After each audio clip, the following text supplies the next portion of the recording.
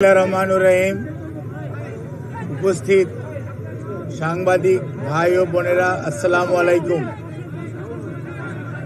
বাংলাদেশ জাতীয়তাবাদী দলের চেয়ারপারসন দেশনেত্রী বেগম খালেদা জিয়া অসুস্থ অবস্থায় এবার কেয়ার হসপিটালে চিকিৎসাধীন আছেন।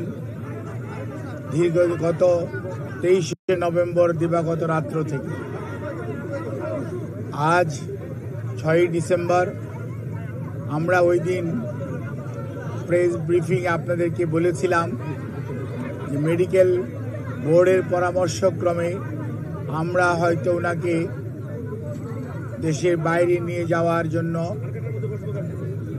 সর্বোচ্চ পর্যায়ের চেষ্টা অব্যাহত রেখেছিলাম, কিন্তু ওনার যে এয়ার অ্যাম্বুলেন্স যেটি কাতার এর আমিরের পাঠানোর জন্য যিনি উদ্যোগ নিয়েছেন, সেই এয়ার অ্যাম্বুলেন্সের কারিগরি ত্রুটির কারণে ওটাও যেমন আসতে পারে না, এটা সত্যি কথা। অন্যদিকে মেডিকেল বোর্ডের সদস্যগণ জরুরিভাবে মেডিকেল বোর্ডের সভা করে এবং একসাথে বসে সিদ্ধান্ত নিয়েছিল যে ওই মুহূর্তে ওনার ফ্লাই করার সঠিক হবে না।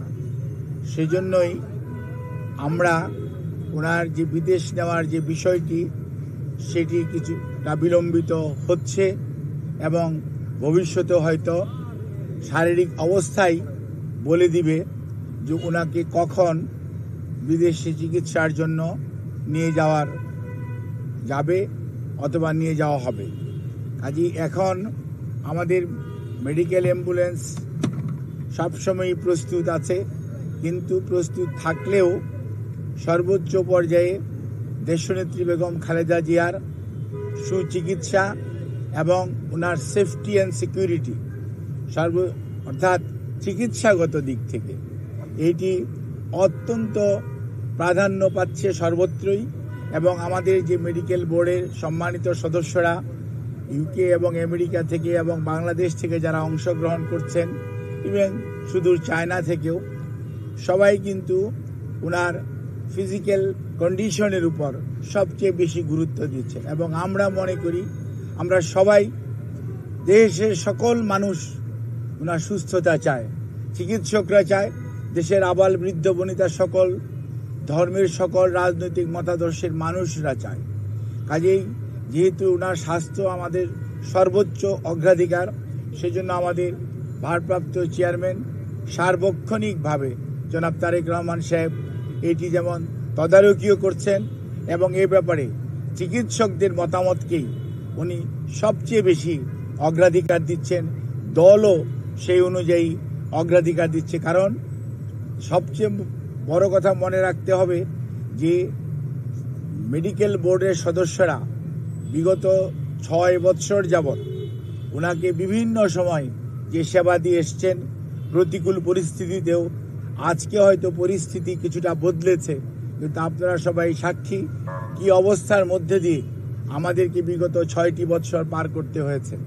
কাজে এই অবস্থার মধ্যে মেডিকেল বোর্ডের সদস্যরা অত্যন্ত দৃঢ়তার সঙ্গে এবং অত্যন্ত professionally they are handling the matter. অর্থাৎ আমাদের যে এইখানকার যে শুধু যে দেশের চিকিৎসকরা এটার সাথে ইনভলভ তা ভাবার কোনো কারণ নেই। আমি সব সময় আপনাদেরকে মেডিকেলের সদস্যদের নাম সব সময় বলেছি, আমি আবারও আজকেও বলতে চাই যে আমরা প্রফেসর ডক্টর শাহাবুদ্দিন তালুকদার এখানে উনি আছেন, এখানে ডক্টর এজেড সালেহা আছেন, ডক্টর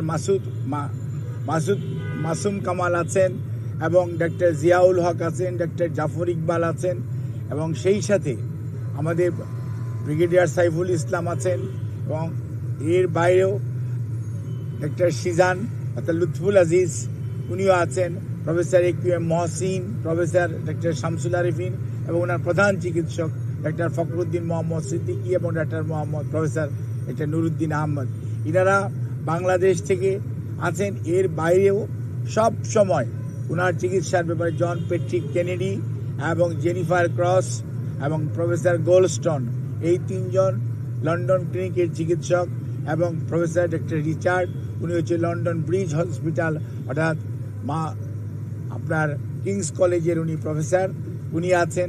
শাকিল ফরিদ পেপওয়ার্থ ক্যামব্রিজ যে কার্ডিওলজি সেন্টার সেইটার সাথে জড়িত আছে, এবং প্রফেসর গার্বি উনি হচ্ছেন একজন আপনার কার্ডিওলজিস্ট যিনি ভ্যালভুলার হার্ট ডিজিজ হ্যান্ডেল করেন, উনি এটার সাথে সম্পৃক্ত আছেন। এবং ইউএসএ থেকে প্রফেসর হাবিবুর রহমান লুলু এবং professor John Hamilton, professor doctor Hamid Rao, professor doctor Rafiquddin Ahmed, professor doctor Jorjis, এনারা কিন্তু ওনার চিকিৎসার সাথে সম্পৃক্ত আছেন। কাজেই সব সময় এই চিকিৎসার সমন্বয়ের জন্য ডক্টর জুবাইদা রহমান, উনি আগে লন্ডনে ছিলেন, গতকালকে উনি এসছেন, এবং উনিও সার্বক্ষণিকভাবে এই চিকিৎসা মেডিকেল বোর্ডের সকাল বিকাল যে মেডিকেল বোর্ড বসে পরামর্শ করে সেই সমস্ত বিষয়ে উনি অংশগ্রহণ করেন, এবং সার্বিকভাবে ওনার পরিবারের সদস্যদের মধ্যে বিশেষ করে সৈয়দ আশরামেলা রহমান এবং শামীম ইস্কান্দার সাহেব সহ পরিবারের সদস্যরাও এই মেডিকেল বোর্ডের সভা বসার পরবর্তীতে তাদেরকেও এবং আমাদের ভারপ্রাপ্ত চেয়ারম্যান জনাব তারেক রহমান সাহেবকে, আমাদের দলের মহাসচিব মির্জা ফখরুল ইসলাম আলমগীর সহ দলের সর্বোচ্চ পর্যায়ে নেতৃবৃন্দকে যথাযথভাবে অবহিত করে রাখা হয়েছে। কাজে ওনার চিকিৎসার ব্যাপারে বিভিন্ন ধরনের সোশ্যাল মিডিয়াতে, আমি তো সোশ্যাল মিডিয়া দেখার সুযোগ হয় না, আমি দেখিও না, কিন্তু কোনো সময় অনেক গুজব শোনা যাচ্ছে বা অনেকে বেড়ায়। আমি সবাইকে অনুরোধ করব, দয়া করে দেশনেত্রীর এর প্রতি যদি আপনাদের শ্রদ্ধা এবং ভালোবাসার নিদর্শন স্বরূপ বিনীতভাবে অনুরোধ করব, আপনারা দয়া করে যে শোট ফ্যাক্ট এটার বাইরে কেউ গুজব ছড়িয়ে মানুষকে দয়া করে বিভ্রান্ত করবেন না, এবং শুধুমাত্র আল্লাহ রাব্বুল আলামিনের কাছে দোয়া করেন আল্লাহর অশেষ সহমতে সব সময় উনি এসছেও প্রতিকূল অবস্থা থেকে আল্লাহ ওনাকে সুস্থ করেছেন। আপনাদের সবার দোয়ায় আমরাও এবার এবং মেডিকেল বোর্ড অত্যন্ত আশাবাদী যে এবারও ওনার যে শারীরিক জটিলতা এটা থেকে আপনাদের দোয়া এবং আল্লাহর অশেষ মেহেরবানিতে ইনশাল্লাহ দেশনেত্রী বেগম খালেদা জিয়া সুস্থ হবেন। আর বিদেশে যাওয়ার ব্যাপারে আমাদের সর্বোচ্চ প্রস্তুতি রয়েছে। যখনই ওনাকে বিদেশ নেওয়ার জন্য মেডিকেল বোর্ড যথোপযুক্তভাবে তৈরি মনে করবেন, শারীরিকভাবে মনে হবে যে ওনাকে সেফলি ট্রান্সফার করা যাবে, কারণ মনে রাখতে হবে 12 থেকে 14 ঘন্টা যখন আপনি এয়ার ফ্লাই করবেন তখন যে হাই অল্টিটিউডে মানুষের শারীরিক যে পরিবর্তন হয় সেটির সাথে খাপ খাওয়ানো একজন অসুস্থ মানুষের পক্ষে সব সময় সম্ভব হয় না। কাজে এই জিনিসটি খেয়াল রেখে আপনারা দয়া করে বিভ্রান্তও হবেন না, দয়া করে কেউ বিভ্রান্তি ছড়ানোর চেষ্টা করবেন না। সর্বোচ্চ পর্যায়ে কাতার গভর্নমেন্ট এবং আমাদের যে অন্তর্বর্তীকালীন সরকার সর্বোচ্চ পর্যায়ে সহযোগিতা আমাদেরকে করছেন, এবং তারা ওনাদের বিদেশে নেওয়ার ব্যাপারে ওনাদের যে সহযোগিতা অব্যাহত রেখেছেন। বাট ওনার শারীরিক সুস্থতা এবং চিকিৎসা মেডিকেল বোর্ডের যখন পরামর্শ হবে তখনই ইনশাআল্লাহ ওনাকে বিদেশে নিয়ে যাওয়ার হবে। তবে সবার আগে মনে রাখতে হবে ওনার চিকিৎসাটাই সর্বোচ্চ প্রাধান্য পাবে। সেই জন্যই ওনাকে চিকিৎসার জন্যই এখানকার হাসপাতালের কর্তৃপক্ষ এবং সেই সাথে কর্মরত সকল পর্যায়ের স্টাফস যারা ওনার চিকিৎসার সাথে সম্পৃক্ত, যারা চিকিৎসার সাথে সম্পৃক্ত না, সবাই সহযোগিতা করছেন। সর্বোচ্চ পর্যায়ে হাসপাতালে ভর্তিকৃত অনেক রুগী এবং রুগীর আত্মীয় স্বজন আমাদের অনেক আবেগপ্রবণ আমাদের সহকর্মীদের কারণে হয়তো অনেকভাবে বাধাগ্রস্ত হচ্ছেন। সেজন্য আমরা আপনাদের কাছে যারা একটু মনে কষ্ট পাচ্ছেন তাদের কাছে আমরা ক্ষমা প্রার্থী, আপনাদের সহযোগিতা চাই, এবং সর্বোচ্চ পর্যায়ে আপনাদের সহযোগিতা ছাড়া আমরা সত্যিকার অর্থে ওনার চিকিৎসা কার্যক্রম অব্যাহত রাখা কষ্ট হবে। এই কথা বলি আমি আমার বক্তব্য শেষ করছি। কেমন আছেন আর আপনাদের লন্ডন যাওয়ার ব্যাপারে সিদ্ধান্ত এই বিষয়ে আপনি দয়া করে আমার বক্তব্য পুরোটা আবার রিওয়াইন্ড করে শুনবেন, সেখানে আমার বক্তব্য সব উত্তর আছে, দয়া করে কাইন্ডলি শুনবেন। আপনাদের সবাইকে ধন্যবাদ।